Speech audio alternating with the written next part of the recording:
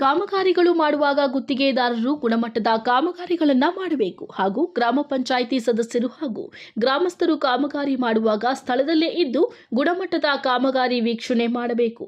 ಗುಣಮಟ್ಟವಾಗಿಲ್ಲ ಎಂದರೆ ಕೂಡಲೇ ಕಾಮಗಾರಿ ಸ್ಥಗಿತಗೊಳಿಸಿ ನಮಗೆ ಮಾಹಿತಿ ನೀಡಬೇಕು ಎಂದು ಶರತ್ ಬಚ್ಚೇಗೌಡ ತಿಳಿಸಿದ್ದಾರೆ.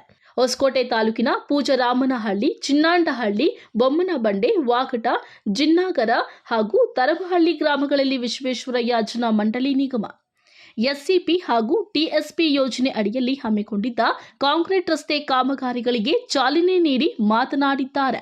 ಗುತ್ತಿಗೆದಾರರು ಗುಣಮಟ್ಟದ ಕಾಮಗಾರಿಗಳನ್ನು ಮಾಡಬೇಕು, ಇಲ್ಲವಾದರೆ ಮುಲಾಜಿಲ್ಲದೆ ಶಿಸ್ತು ಕ್ರಮ ಕೈಗೊಳ್ಳಲಾಗುತ್ತದೆ.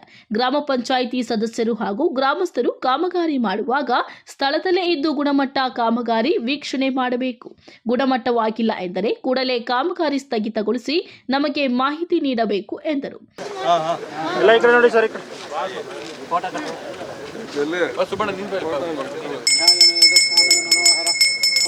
ಮೋಹನ ರೂಪಾಯ ಪುಣ್ಯ ಶ್ಲೋಕಾಯ